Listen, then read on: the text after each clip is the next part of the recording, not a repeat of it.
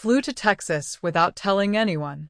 I didn't pack much, I didn't make calls, I just knew something in my bones was pulling me there.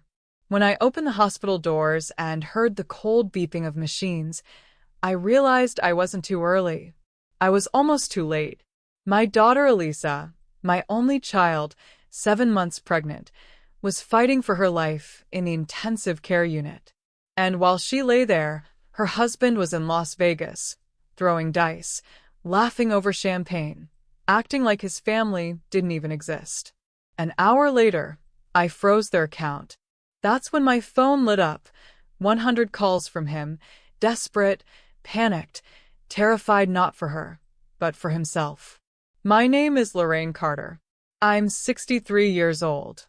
Retired librarian. Widow. Mother. I've never been the kind to make a scene, but motherhood changes you. It can turn silence into steel. It can turn patience into fire. People who knew me used to say I was soft, too soft. But softness only lasts until you see your child on a hospital bed, her lips cracked, her belly rising weakly with every shallow breath, whispering, "Mom." I thought I was going to die alone.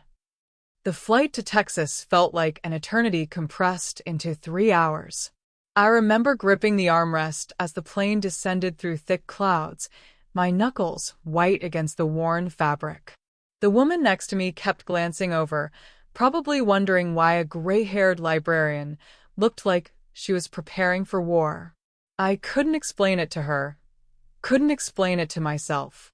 It was just this pulling, this gnawing certainty that something was terribly wrong. Elisa had always been independent, almost to a fault, but her last few phone calls had carried something underneath the cheerful surface. A tremor. A hesitation. The way she'd paused too long before saying she was fine. When I stepped off that plane, Texas heat hit me like an open oven door. I'd only been to Houston once before, when Elisa and David first moved there for his job. David's job, another one of his grand schemes that would make them rich, set them up for life, give them everything they deserved. He was always talking about deserving things, as if the universe owed him a debt he was determined to collect. The taxi driver was chatty, wanted to know if I was visiting family. My daughter, I told him, watching the city blur past the windows. She's having some complications. That was all I could manage without my voice breaking. Complications. Such a sterile word for the terror clawing at my chest. The hospital was one of those massive medical complexes that seemed to swallow people whole. Glass and steel reaching toward the sky, filled with fluorescent lights and the constant hum of ventilation systems trying to push away death and disease. I'd always hated hospitals, ever since my husband Richard died in one just like this 5 years ago.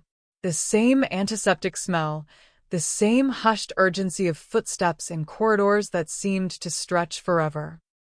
But when I walked through those sliding doors and heard the symphony of machines keeping people alive, everything else fell away. There was only one thought in my mind: get to Elisa. The nurse at the information desk looked at me with that practiced sympathy they must teach in nursing school, the kind that acknowledges tragedy without drowning in it. "Mrs. Martinez is in the ICU, ma'am. Are you family?" "I'm her mother." The words came out sharper than I intended, carrying an edge I didn't know I possessed. "I need to see her now." The elevator ride to the 5th floor felt like descending into hell. Each floor that passed brought me closer to whatever nightmare was waiting, and I found myself holding my breath, as if breathing too deeply might somehow make it worse. When the doors finally opened, I was hit by a wall of sound: machines beeping, air conditioning humming, televisions murmuring from rooms where families kept vigil over their loved ones. Room 517. I stood outside that door for what felt like hours but was probably only seconds, steeling myself for what I might find inside. Through the small window, I could see her profile against the pillow, and she looked so young, so fragile, like the little girl who used to crawl into my bed during thunderstorms. Except now she was 7 months pregnant and fighting for 2 lives instead of just her own. When I finally pushed through that door, she turned her head toward me, and her eyes filled with tears that had nothing to do with physical pain. Mom? How did you? I didn't call you. Her voice was barely a whisper, hoarse from whatever they'd put down her throat to help her breathe. A mother knows, I said, though I couldn't explain how I'd known, not really. I crossed to her bed in 3 quick steps and took her hand, surprised by how cold it was despite the warmth of the room. Tell me what happened, baby. The story came out in fragments, interrupted by nurses checking vitals and adjusting for drips. Elisa had been having headaches for weeks, but she blamed them on stress, on the heat, on anything except what they actually were, warning signs of preeclampsia that was rapidly becoming life-threatening. Her blood pressure had spiked so high it could have caused seizures, strokes, organ failure. The baby was in distress, her heartbeat irregular on the monitors. "Where's David?" I asked, though part of me already knew the answer from the defeated look in her eyes. "Vegas," she whispered. "He said it was just for the weekend. Said he had a sure thing, could win enough to pay off the credit cards and maybe put some away for the baby. He was supposed to come back yesterday, but—" She gestured weakly at the empty chair beside her bed. That's when the rage started building in my chest, slow and steady like water coming to boil. While my daughter was here, alone, fighting for her life and the life of her unborn child, her husband was playing poker in some casino, probably telling himself he was doing it for them, for their future. I'd seen this before, heard the same justifications from the fathers who came to the library during the day because they couldn't bear to go home and face what their addictions had cost them. "Has he called?" I asked, though I was afraid of the answer. Elisa's face crumpled. "Once. When they first brought me in. He asked if I was stable." She said the word like it tasted bitter. Not if I was okay, not if the baby was okay. Just stable. I squeezed her hand tighter. "You're going to be fine. Both of you. I'm here now." But even as I said it, I was calculating, planning. David didn't know about the trust fund that Elisa's grandmother had left her. It had been a secret between Elisa and me, something we'd planned to use for the baby's education or maybe a house down payment. When they got married, I'd had it transferred to their joint account, thinking it would give them security, help them start their life together on solid ground. Now I realized it had just been feeding David's gambling addiction, funding his trips to Vegas while my daughter lay in a hospital bed. The next few hours were a blur of doctors and tests and hushed conversations in the hallway. Elisa's condition was stabilizing, but slowly. The baby's heartbeat was stronger, but they weren't out of danger yet. And through it all, David's absence was like a third presence in the room, a ghost that haunted every monitor beep and nurse's visit. I made my decision during the long, dark hours of that first night. Elisa had finally fallen asleep, her breathing more regular but still too shallow, and I sat in the uncomfortable hospital chair watching her chest rise and fall. The monitors cast green and blue shadows across her face, making her look even younger, more vulnerable. Outside the window, Houston glittered with lights from highways and office buildings, a city that never slept while my daughter fought to stay alive. I pulled out my phone and opened the banking app. It took me 3 tries to remember the password, Elisa's birthday combined with mine, something she'd set up years ago when she first got the account. The balance made me sick. $50,000, money that should have been securing their future, their baby's future, but instead had probably been flowing steadily into casino coffers and poker tables. With shaking fingers, I initiated a freeze on the account. Complete suspension of all transactions, effective immediately. It would take a court order or both account holders present in person to reverse it. I'd figure out the legal implications later. Right now, all that mattered was stopping David from gambling away 1 more cent of his daughter's inheritance while she fought for her life. The phone started ringing 20 minutes later. I'd stepped out into the hallway to give Elisa some peace, and the vibration in my pocket made me jump. David's name flashed on the screen, and I let it go to voicemail. Then it rang again. And again. By the third call, I answered. "What the hell did you do?" His voice was sharp, panicked, but trying to maintain some kind of authority.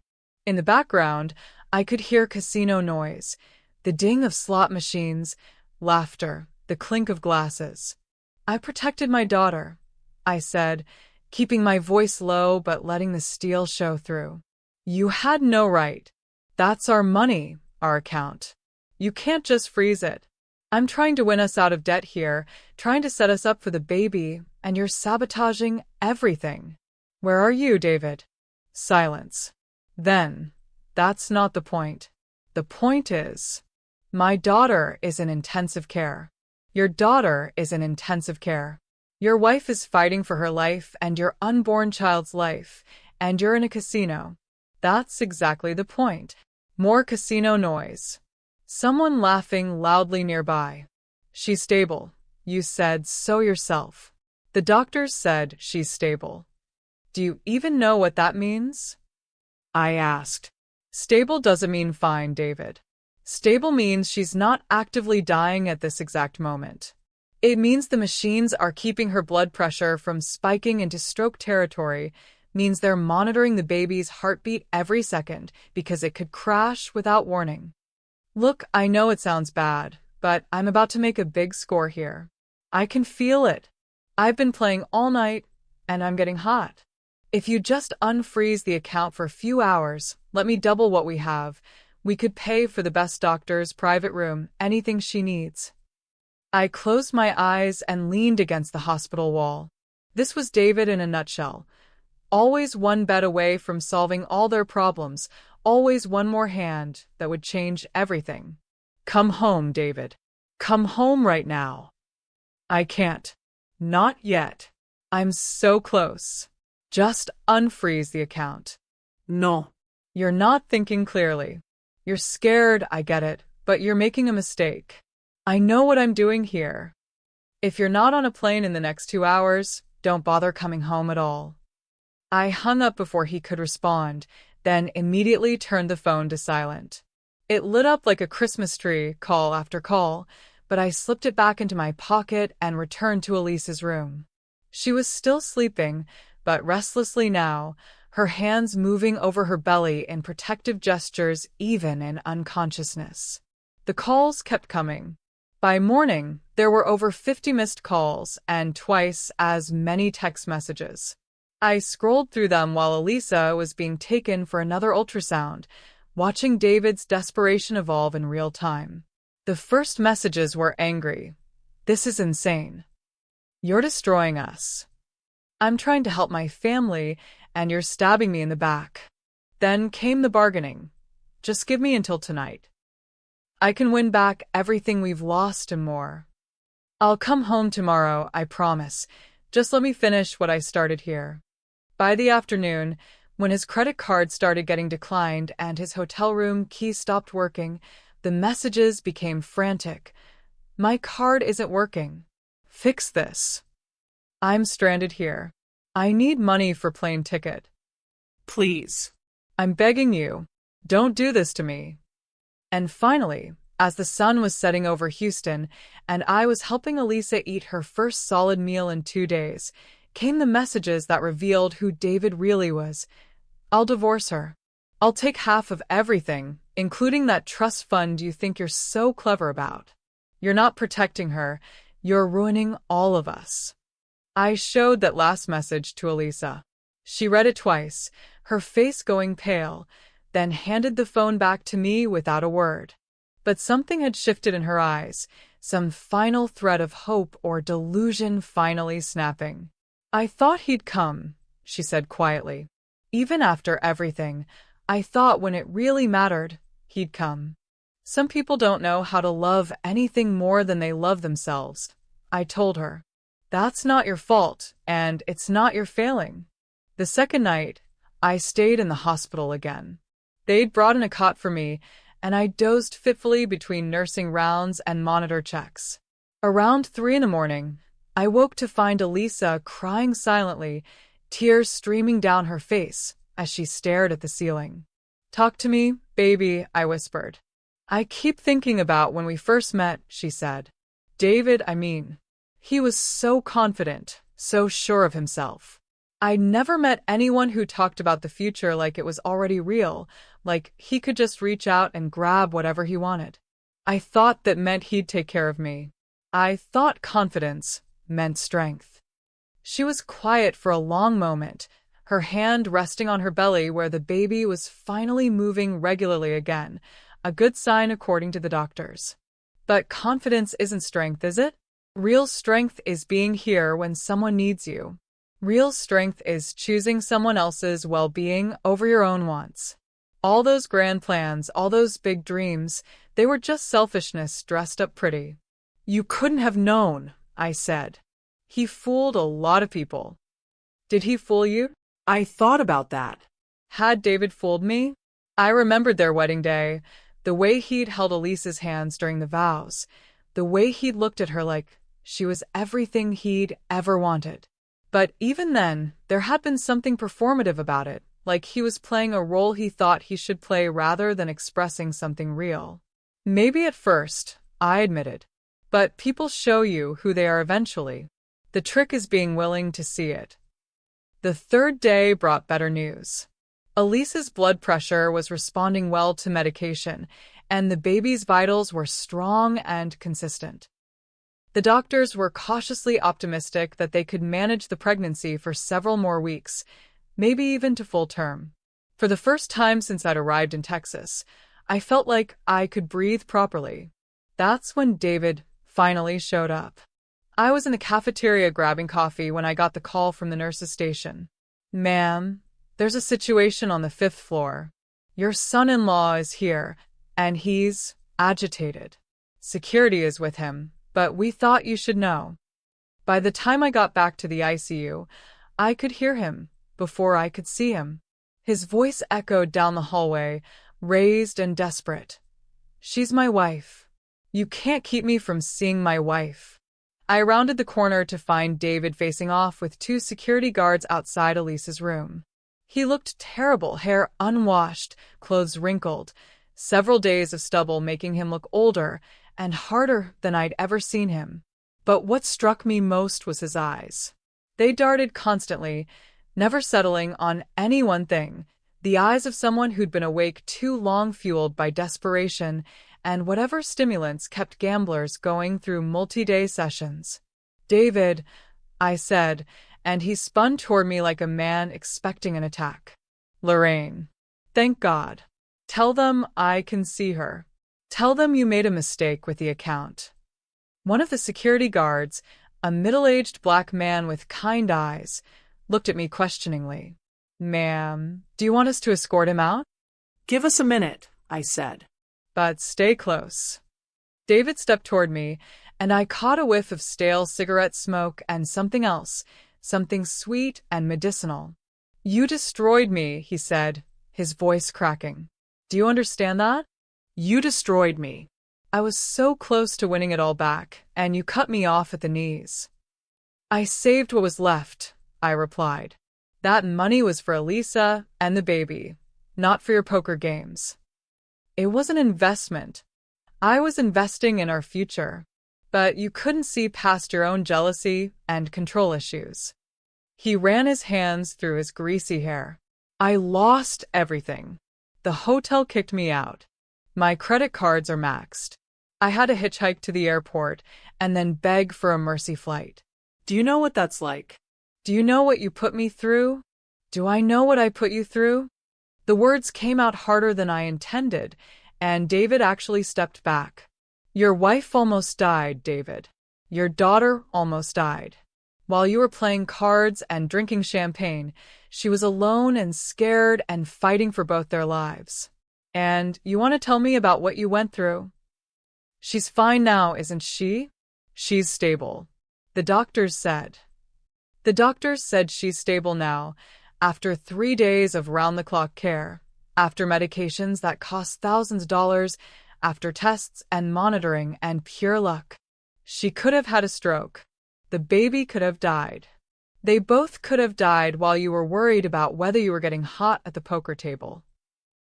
David's face cycled through emotions: anger, shame, desperation, calculation. I could see him trying to find the words that would get him what he wanted, the angle that would convince me to restore his access to the money. "I know I screwed up," he said finally. "I know I should have been here. But I can't change that now. What I can do is fix our financial situation. If you unfreeze the account, let me take what's left and go back to Vegas. I can win back everything we lost and more. I can make this right. By gambling away the last of your daughter's inheritance. By securing our future. By making sure she never has to worry about money again." His voice was rising again, drawing looks from nurses and other visitors. "You don't understand how this works. You don't understand probability and odds and reading people. I do. This is what I'm good at. If you're so good at it, why are you broke?" The question hung in the air like a slap. David's mouth opened and closed, and for a moment I saw him clearly. Not the confident charmer who'd swept Elisa off her feet, not the smooth talker with big dreams and bigger promises, but a desperate addict trying to convince himself, as much as me, that his next bet would be different. "I want to see my wife," he said finally. I looked at the security guards, then back at David.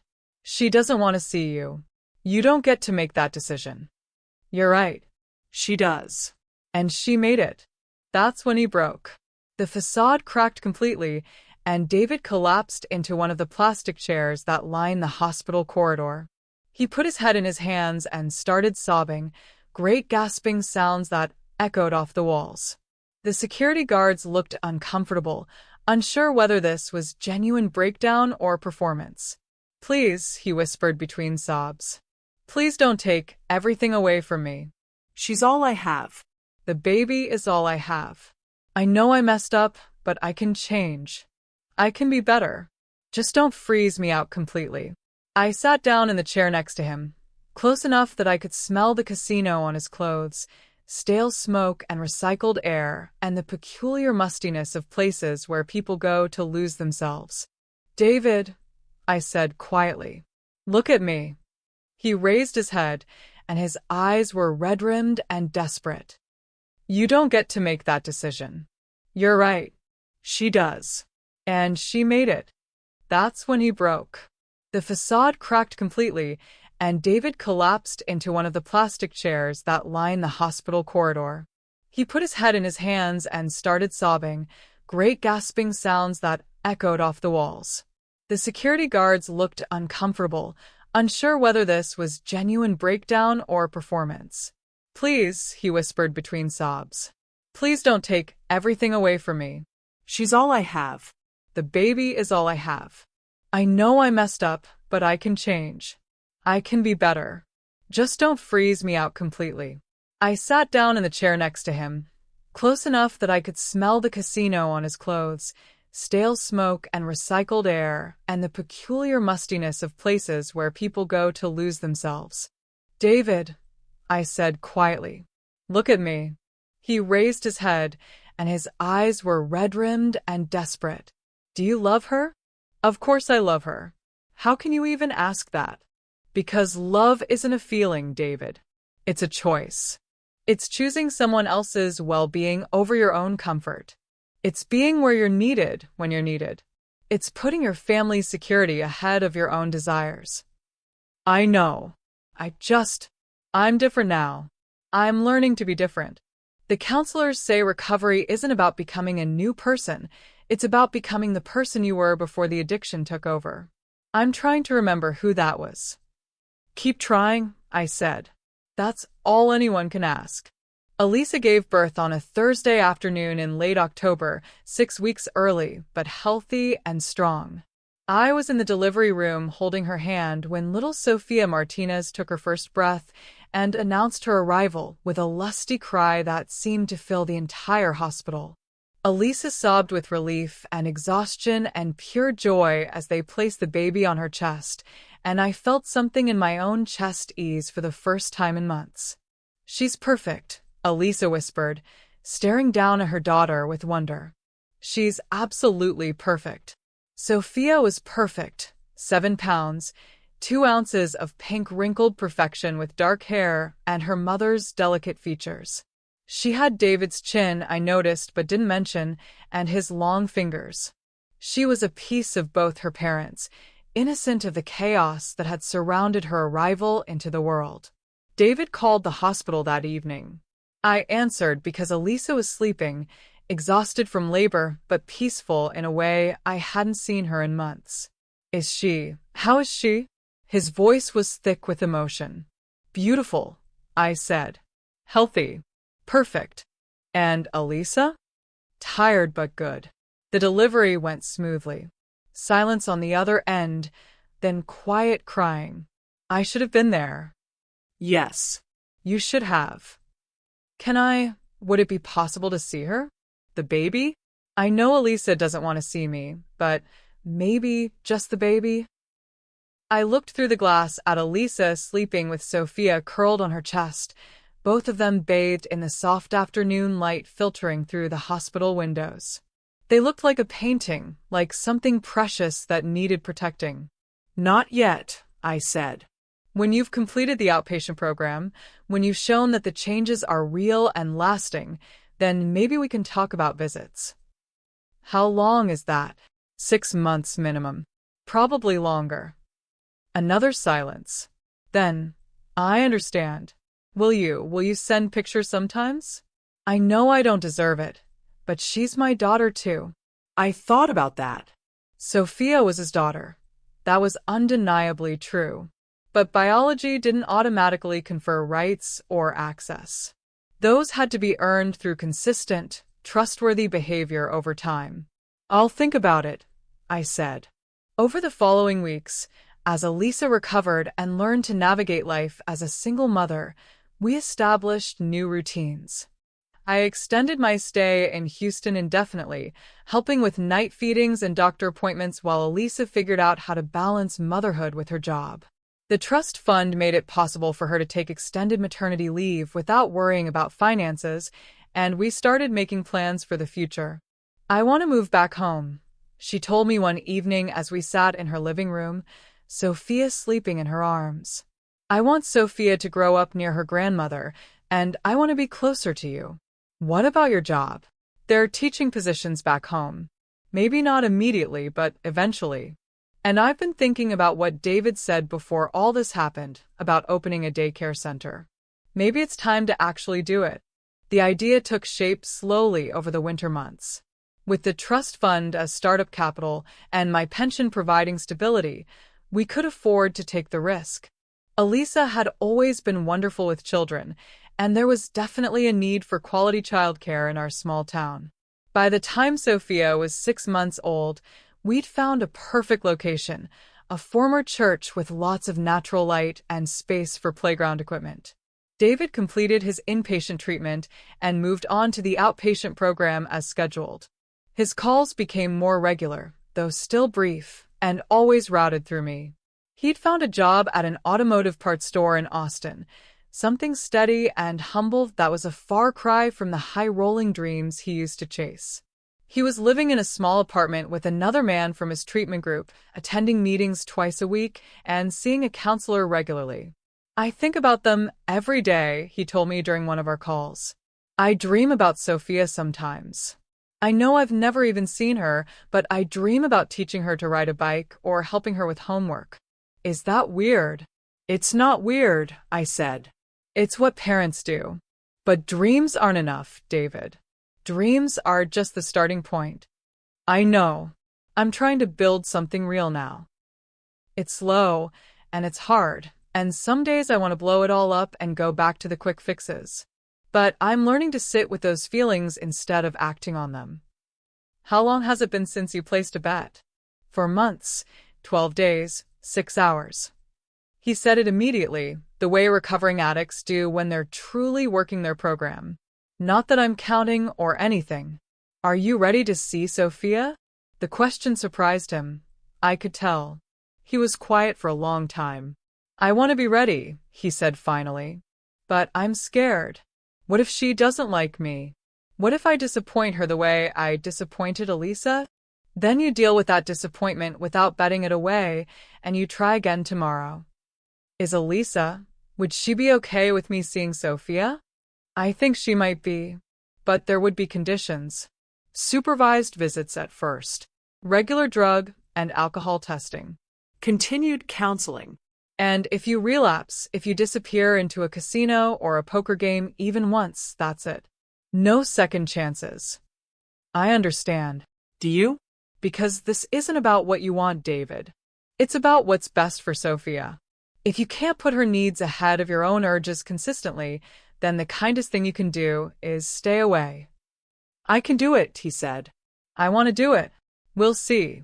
The first visit was scheduled for a Saturday afternoon at a public park near Elisa's apartment.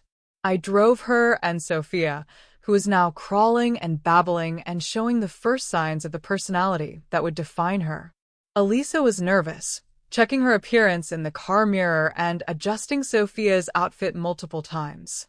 What if this is a mistake? She asked as we pulled into the parking lot. Then we leave, I said simply. You don't owe him anything, Elisa. This is about giving Sophia the chance to know her father if he proves worthy of knowing. David was waiting on a bench near the playground, and I barely recognized him. He'd lost weight, his hair was shorter and neater, and he wore simple clothes that looked like they'd been chosen for practicality rather than impression. When he saw us approaching, he stood up slowly, his hands shaking slightly at his sides. Hi, he said softly, his eyes immediately going to Sophia, who was riding on Elisa's hip, wide-eyed and curious about this new environment. Hello, David, Elisa replied, her voice carefully neutral. We stood there for an awkward moment, three adults who'd been through hell together but were now essentially strangers trying to figure out how to navigate this new reality. Sophia broke the tension by reaching toward a nearby butterfly, making the delighted cooing sounds that babies make when they discover something beautiful. She's incredible, David whispered, and I heard the catch in his voice. She looks like you, but she has my mother's nose. Your mother died when you were 12, Elisa said quietly. You never told me much about her. She used to hum while she cooked, David said, still staring at Sophia. Spanish lullabies that her grandmother taught her. I haven't thought about that in years, but looking at Sophia, I remember. We sat down on the grass under a large oak tree, creating a small circle with Sophia in the middle. David kept his distance, understanding without being told that this was Elisa's show, that he was here on sufferance and good behavior. Sophia, oblivious to the adult complexities surrounding her, was fascinated by the grass, pulling at individual blades and trying to stuff them in her mouth. The counselors say I should tell you what I've learned, David said after a few minutes of watching Sophia explore. About why I did what I did, about what addiction really is. But honestly, most of it sounds like excuses even to me. Then don't, Elisa said. Don't tell me why you did it. Tell me what you're doing to make sure you never do it again. David nodded, looking grateful for the redirect. I go to meetings twice a week. Gamblers Anonymous. There's this guy, Marcus, who's been clean for 8 years.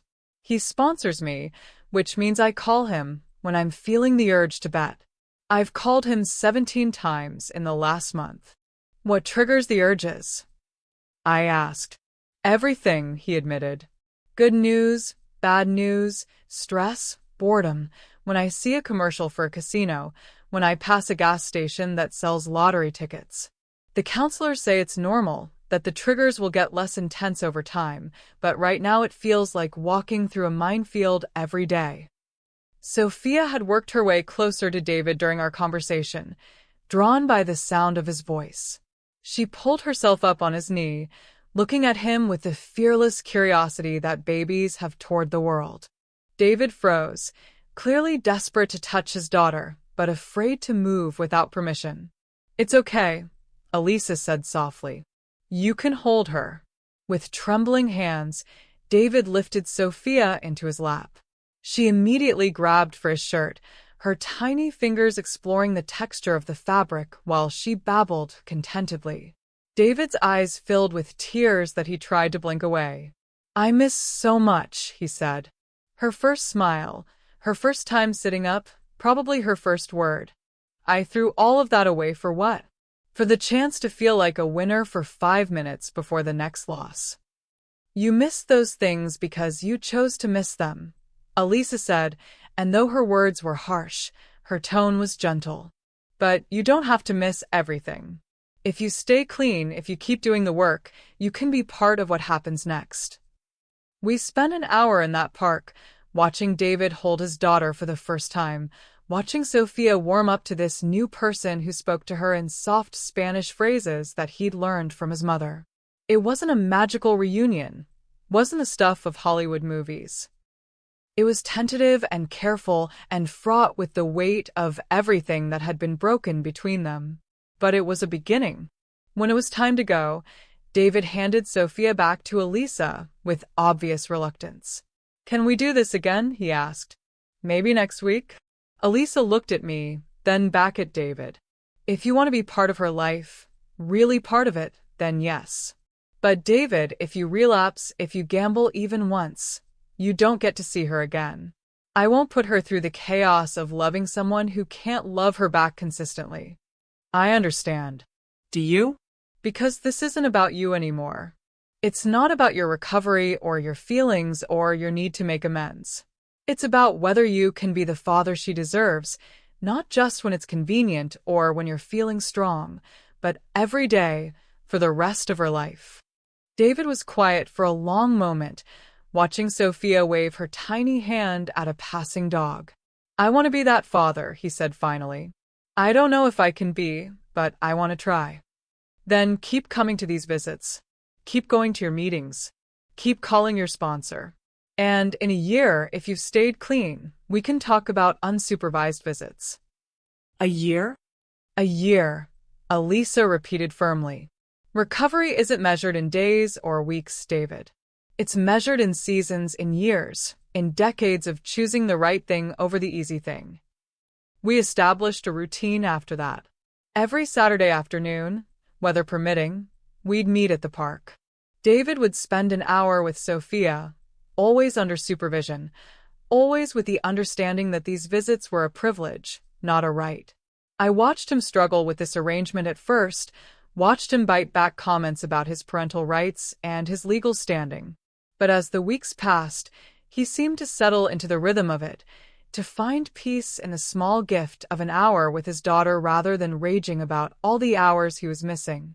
Sophia grew during those Saturday afternoons, from a baby who could barely sit up to a toddler who could walk unsteadily across the grass.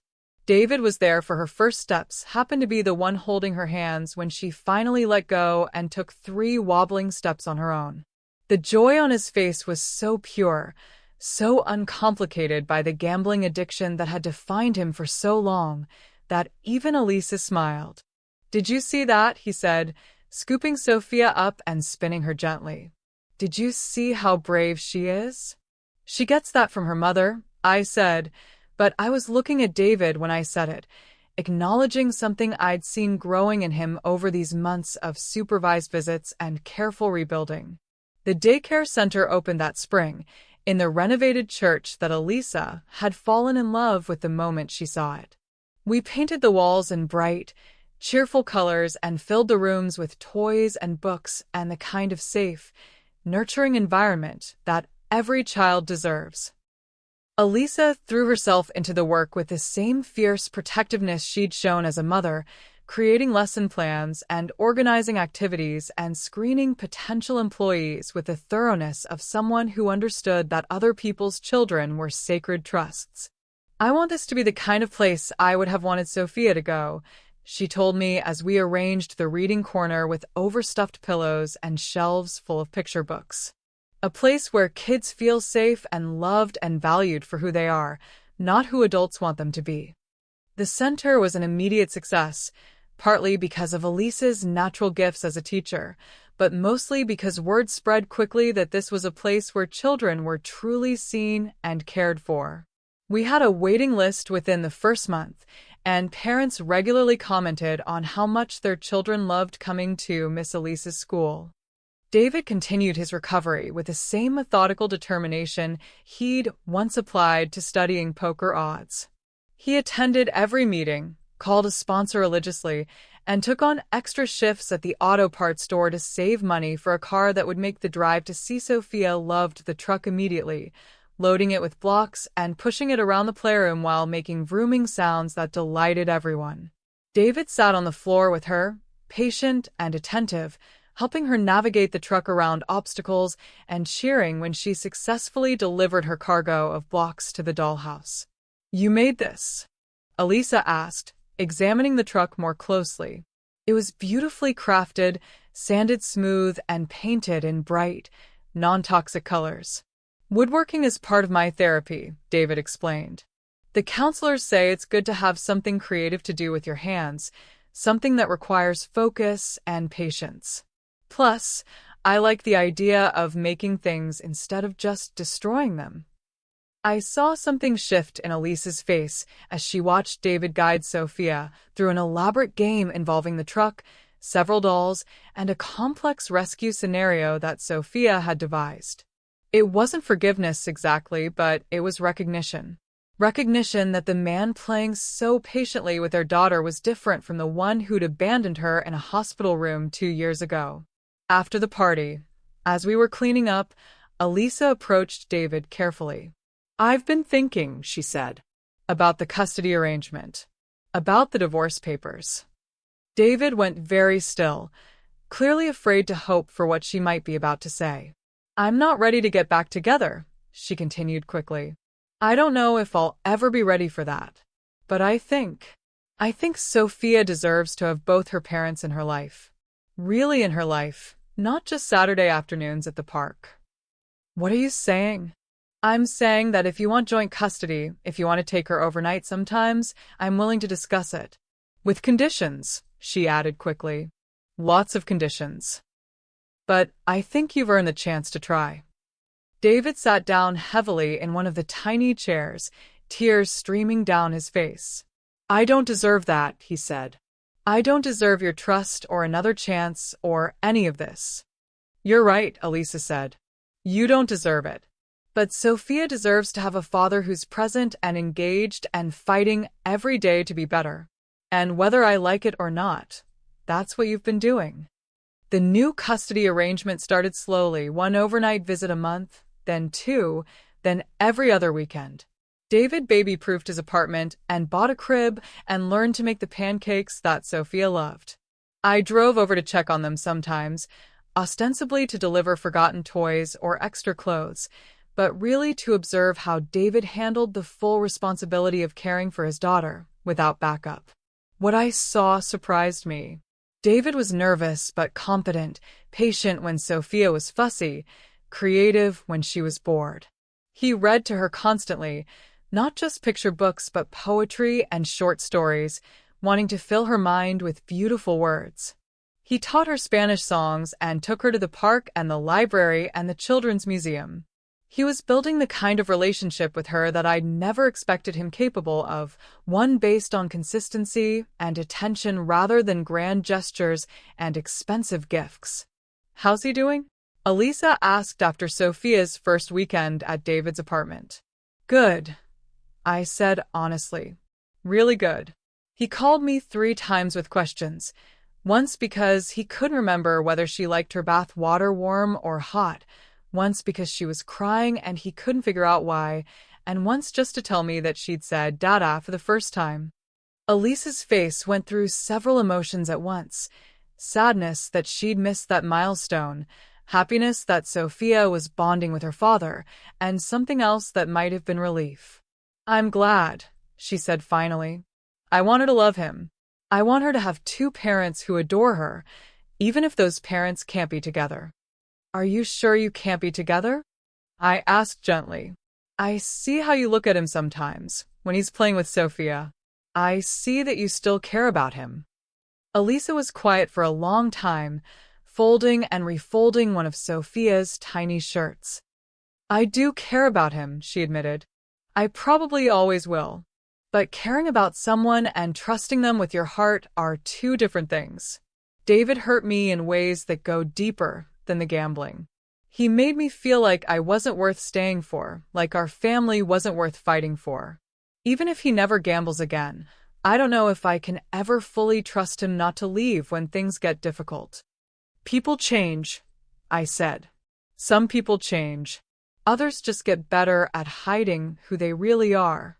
Time will tell which one David is. But time was revealing encouraging signs.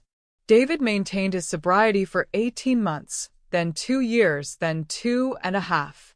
He got promoted at the auto parts store, saved enough money to buy a reliable car, and moved to a larger apartment in a better neighborhood.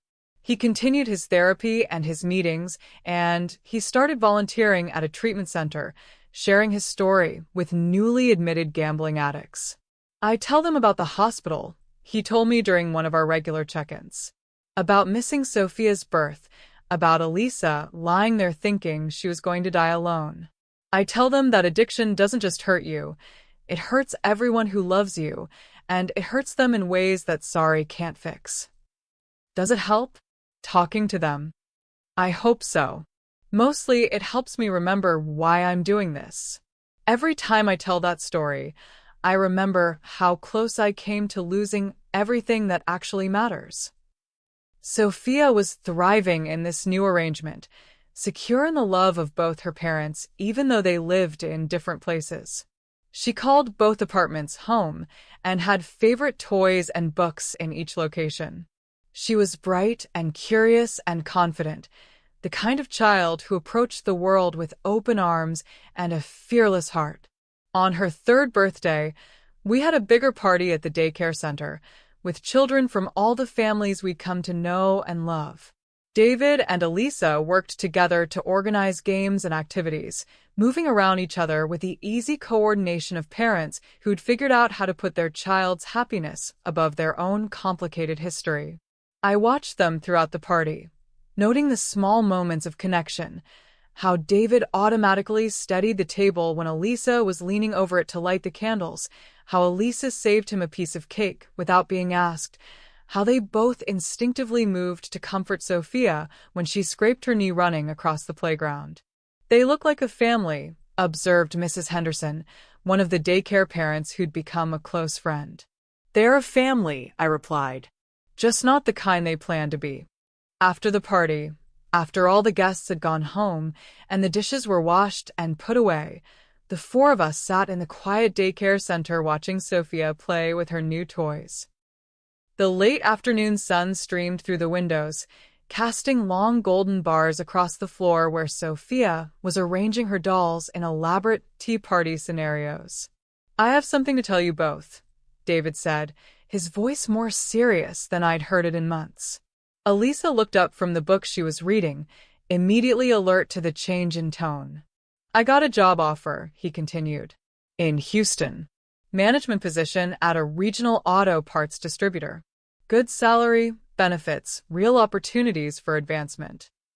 That's wonderful, I said, though I could see the complication immediately.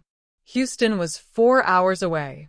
Too far for weekend visits, too far for the careful co-parenting arrangement they'd built. I haven't accepted it yet, David said quickly. I won't, unless we can figure out a way to make it work for Sophia. I'm not going to move away from my daughter. I'm not going to become a holiday father who sees her twice a year and tries to buy her love with expensive presents. What are you thinking? Elisa asked. I'm thinking that maybe it's time for all of us to move back to Houston. You've talked about missing the city, about wanting Sophia to grow up somewhere with more opportunities. The daycare center is successful enough that you could probably start another one there, or find a teaching position in a good school district. Elisa was quiet for a long time, considering the implications. Moving to Houston would mean leaving behind the life we'd built here, the community we'd become part of, the safety and familiarity of this small town where everyone knew Sophia's story and supported our unconventional family arrangement. It would be a big change, she said finally. It would, David agreed. But maybe it's time for a big change. Maybe it's time to stop living in reaction to what happened 3 years ago and start building something new. What about the daycare? We could sell it. Use the money to buy a house in Houston with enough space for Sophia to have her own room at both our places. Or, He paused, looking nervous. We could keep the center, hire a manager to run it, and use it as a model for a new one in Houston. There's definitely a market for the kind of quality childcare you've created here. I could see Elisa turning the idea over in her mind, weighing the pros and cons, considering all the ways this could work and all the ways it could fall apart. Mom, she said, turning to me, what do you think? I looked around the daycare center that had become my second home, then at Sophia, who was now staging an elaborate rescue mission with her toys, her imagination spinning stories of adventure and heroism that would make any children's author proud. I think, I said slowly, that families come in all shapes and sizes. I think that what matters isn't whether two parents live in the same house, but whether they both love their child enough to build their lives around her well-being. And I think that Sophia is lucky to have two parents who are willing to consider uprooting their entire lives for her sake. Is that a yes? Let's think about it carefully and make sure we're doing this for the right reasons. Over the next few weeks, we did think about it carefully. We researched neighborhoods in Houston, looked at real estate prices, and investigated the market for quality childcare centers. David's job offer was real and impressive, the kind of opportunity that came along once in a career, the kind that could set him up financially for the rest of his life. But more than that, I could see that both Elisa and David were ready for this change, ready to move beyond the careful, constrained relationship they'd built in the aftermath of his recovery. They weren't ready to get back together, might never be ready for that, but they were ready to be full partners in raising their daughter. I want to try it, Elisa said one evening as we sat on her back porch watching Sophia chase fireflies in the gathering dusk.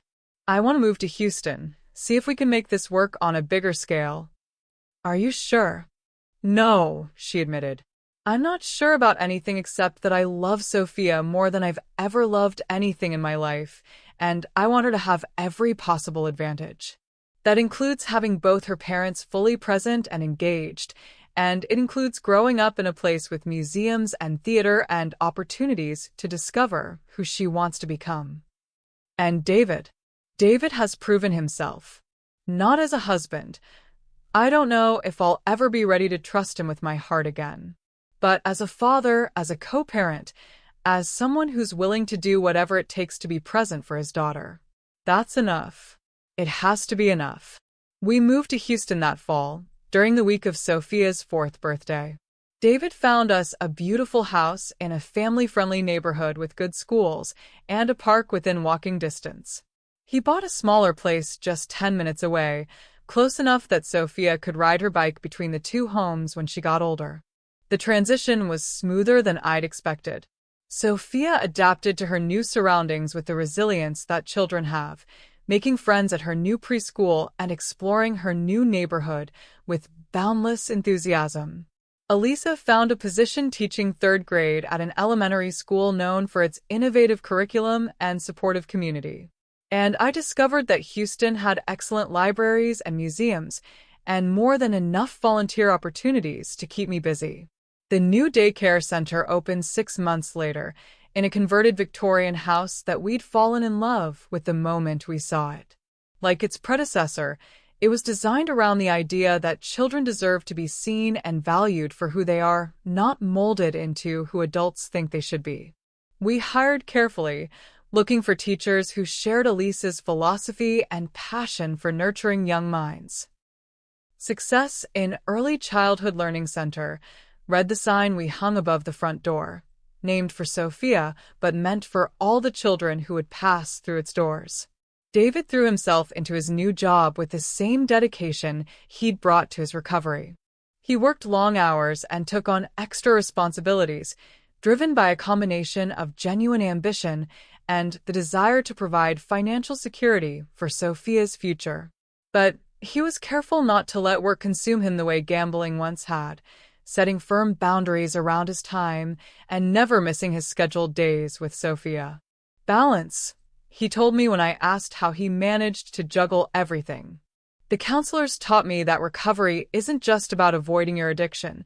It's about building a life that's so full of meaningful things that the addiction doesn't have room to take root again. And is your life full?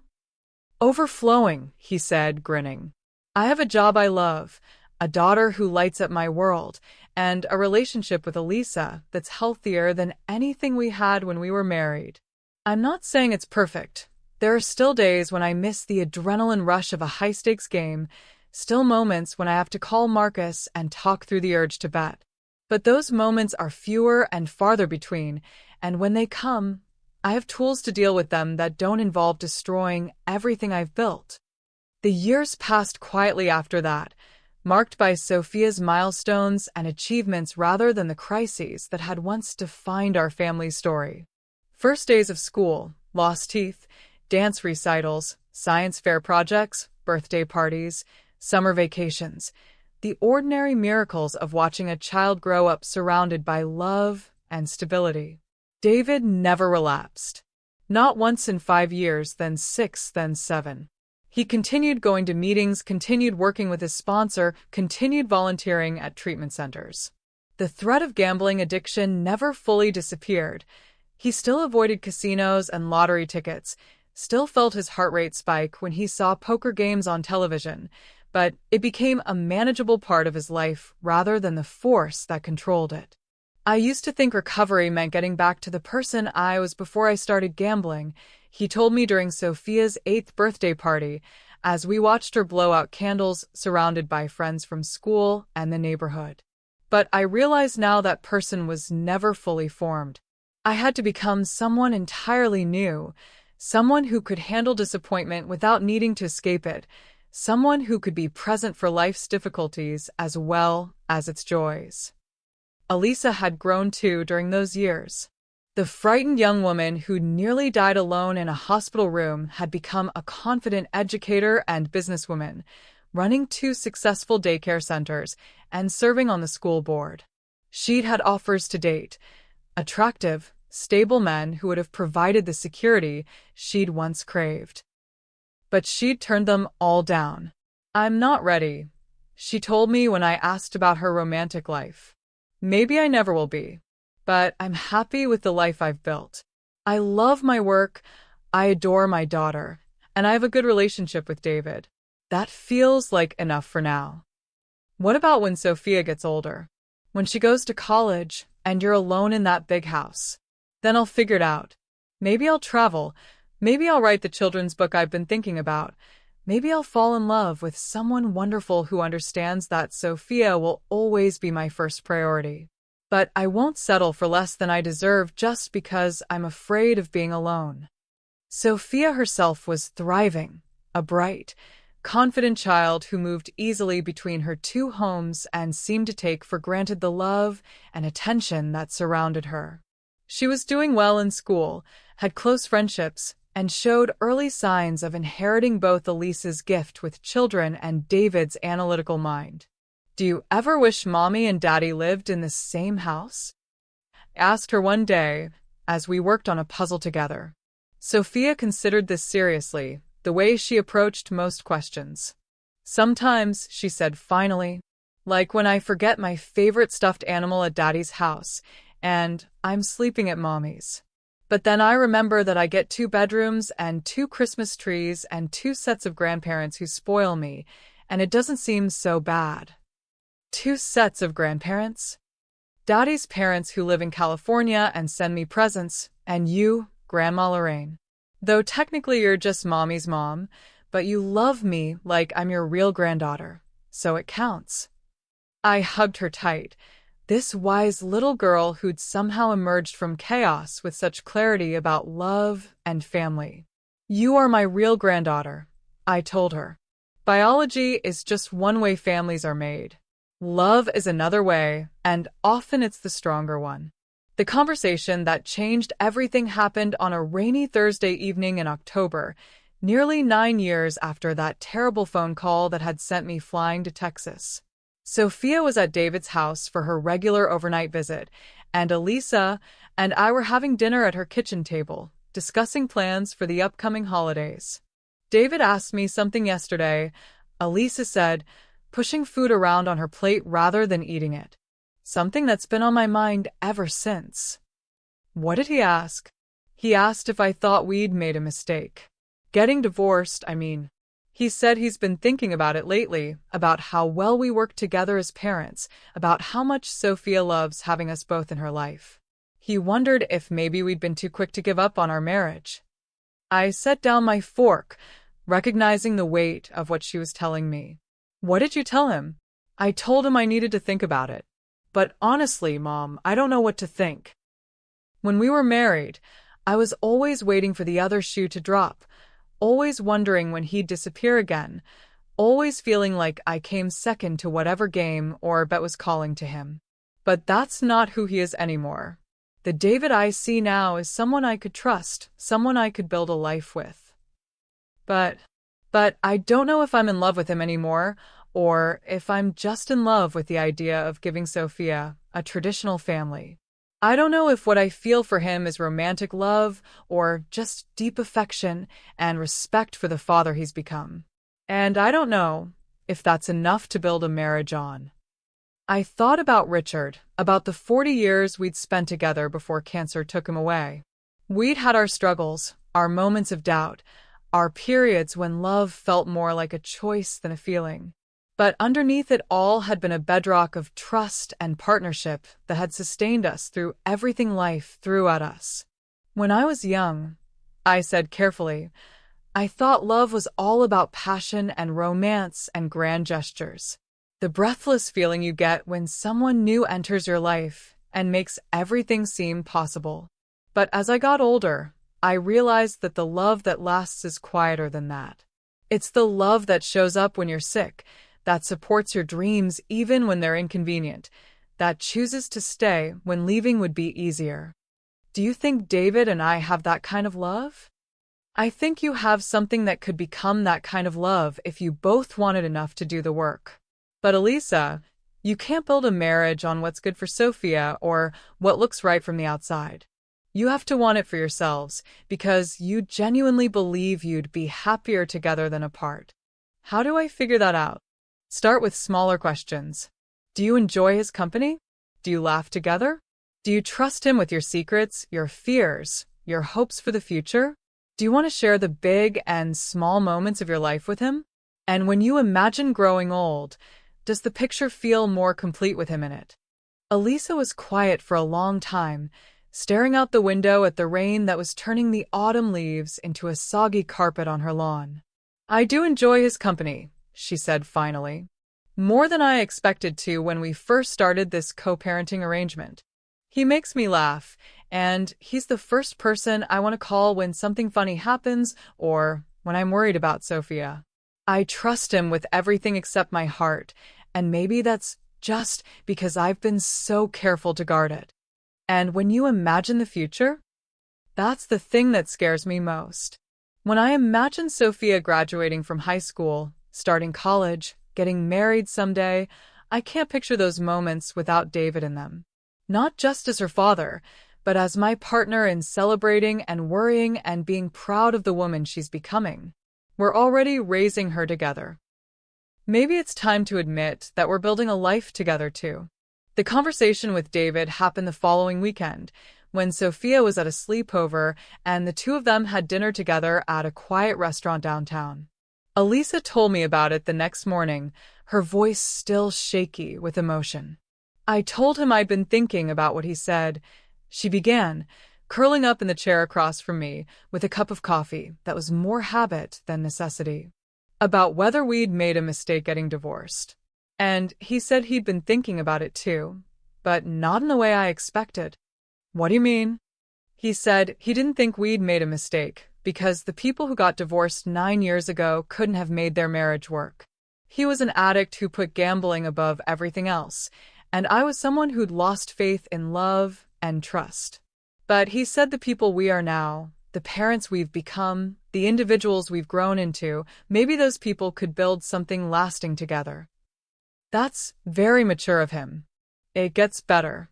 He said he wasn't asking me to take him back out of guilt or obligation or for Sophia's sake. He said he was asking because he'd fallen in love with me again, with the woman I'd become, and he thought maybe I'd fallen in love with him too, with the man he'd worked so hard to become. I waited, knowing there was more.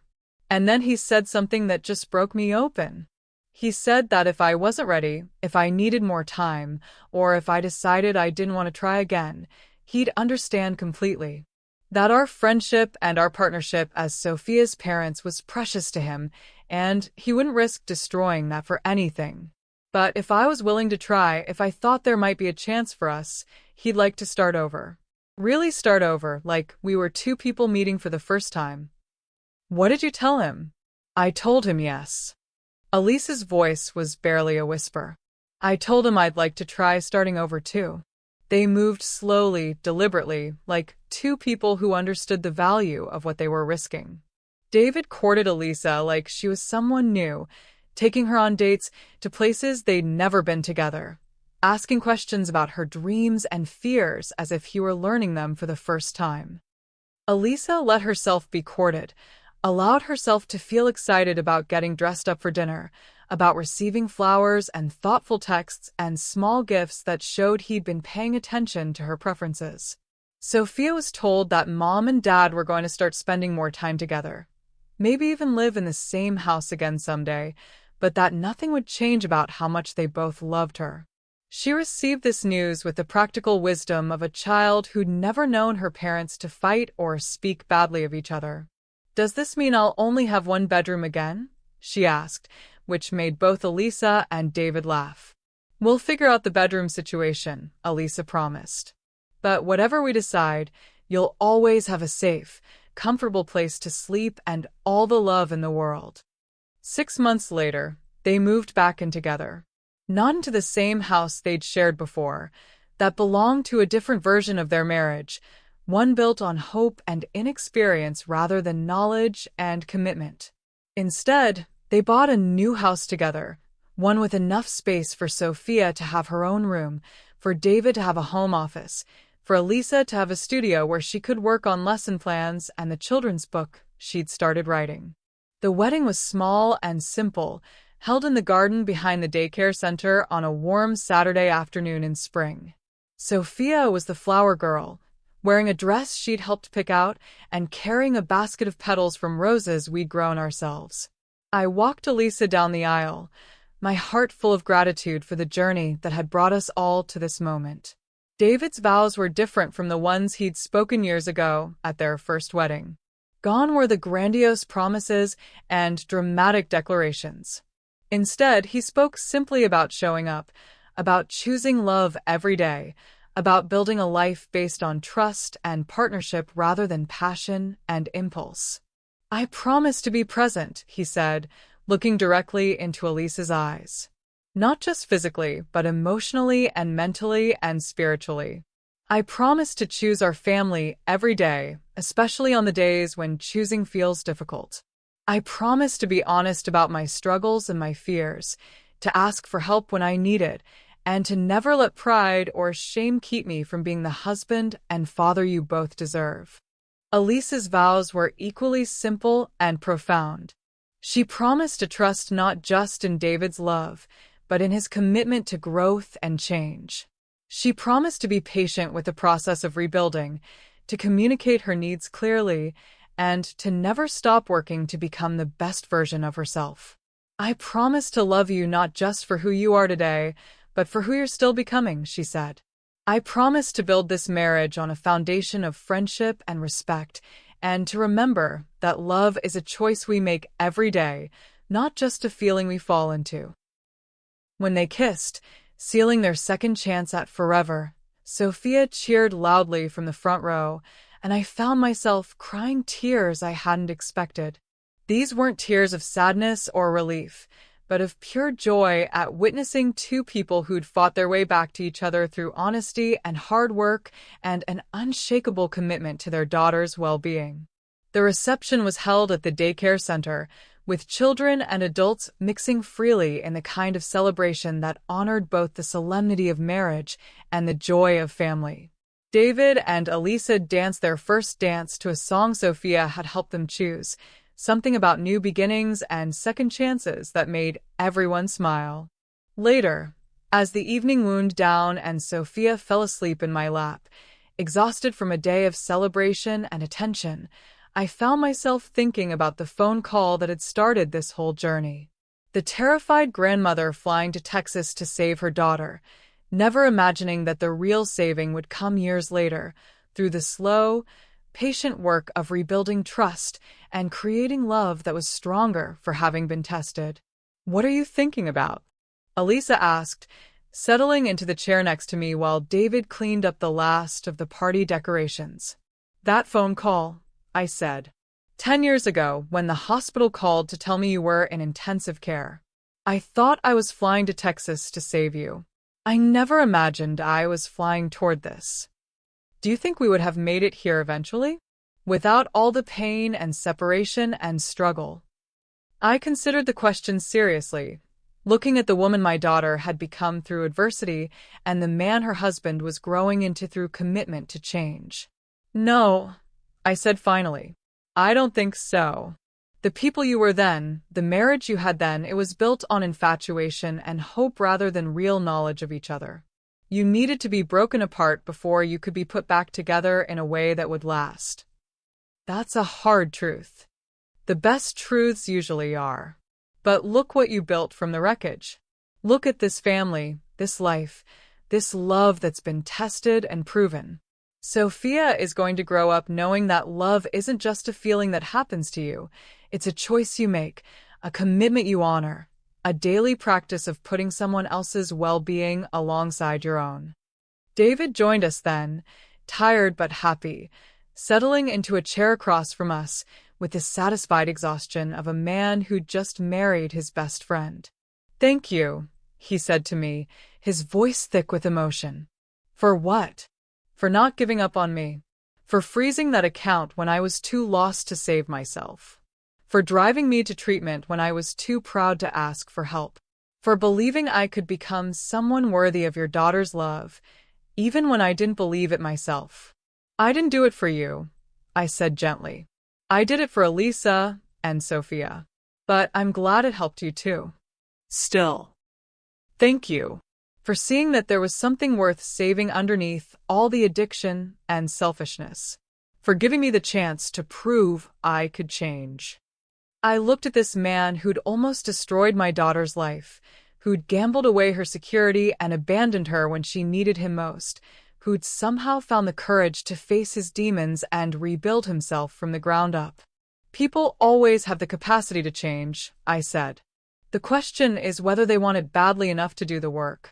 "You wanted it badly enough." Sophia stirred in my lap, mumbling something about cake and dancing in her sleep. I smoothed her hair back from her face, this precious child who'd emerged from chaos with such grace and strength. "What happens now?" I asked. "Now we go home," Elisa said, and I noticed that she said home, like it was a place where all three of them belonged together. "Now we start the real work of being a family. Are you ready for that?" David and Elisa looked at each other, and I saw the communication that passes between two people who've learned to trust each other with their whole hearts.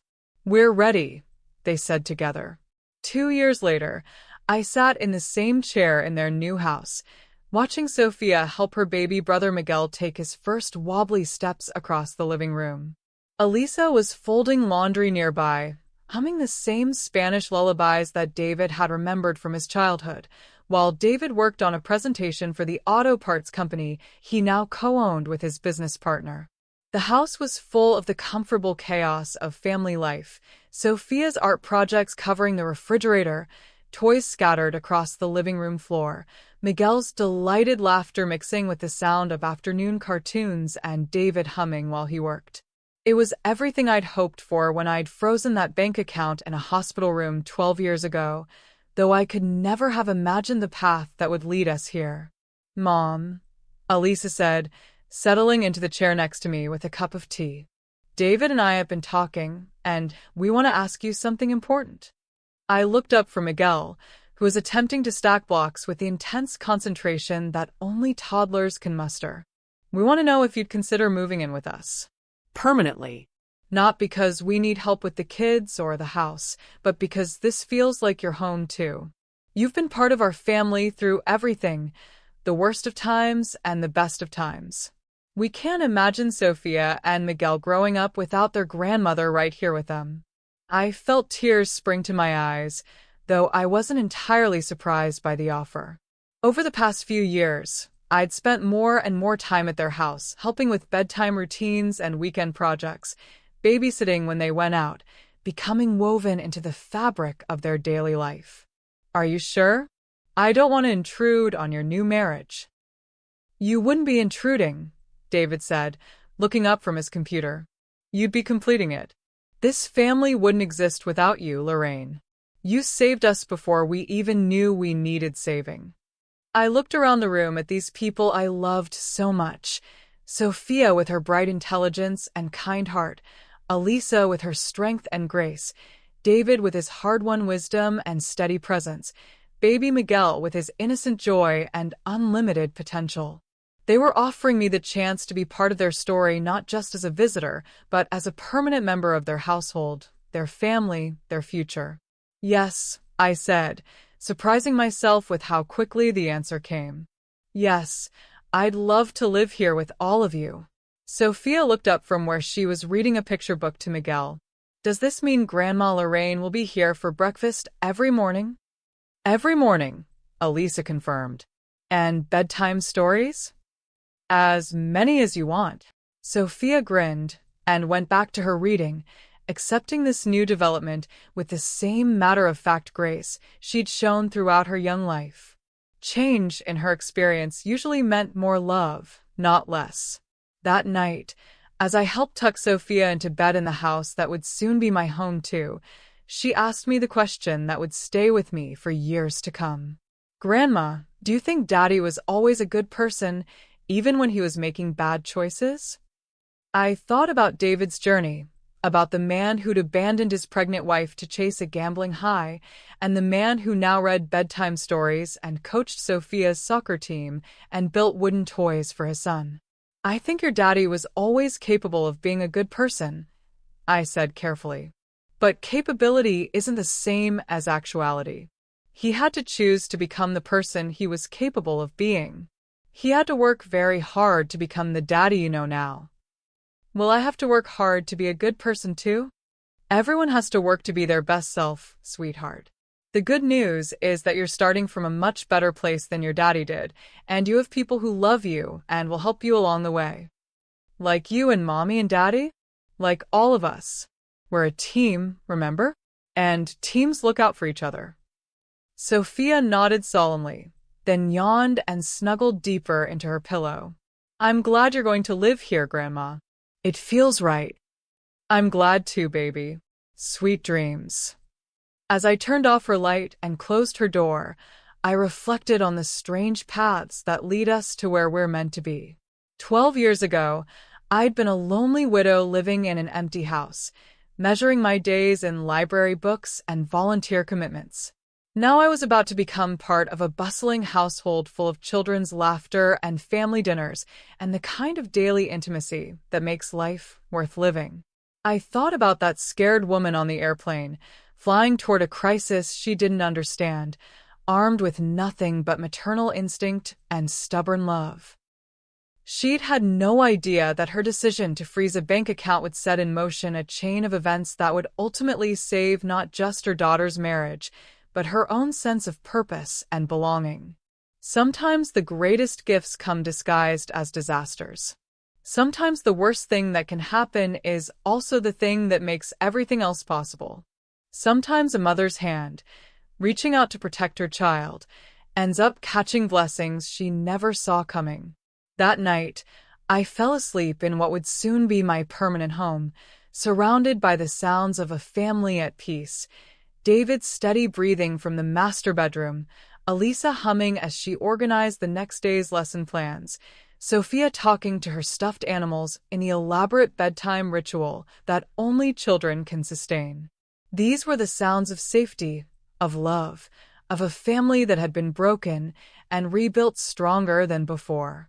In the morning, there would be breakfast to make and children to dress, and the thousand small tasks that make up a life lived in service to others.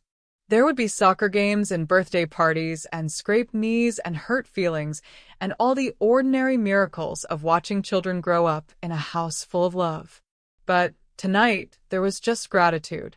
Gratitude for a mother's intuition that had sent me flying across the country when my daughter needed me. Gratitude for the courage to make hard choices in impossible circumstances. Gratitude for second chances and new beginnings, and the mysterious ways that love finds a way to heal even the deepest wounds. Most of all, there was gratitude for the lesson I'd learned in that Texas hospital room 12 years ago, that sometimes the greatest act of love is letting go of how you think things should be and fighting for what actually is. Sometimes saving someone means saying no to their immediate wants and yes to their ultimate needs. Sometimes a mother's hand is the only thing standing between life and death, between destruction and redemption, between loneliness and belonging. And sometimes, if you're very lucky, that hand catches more than it was reaching for. Sometimes it catches everything. The house always wins, David used to say when he was lost in his addiction. But he was wrong about that in the end. Love wins. Family wins.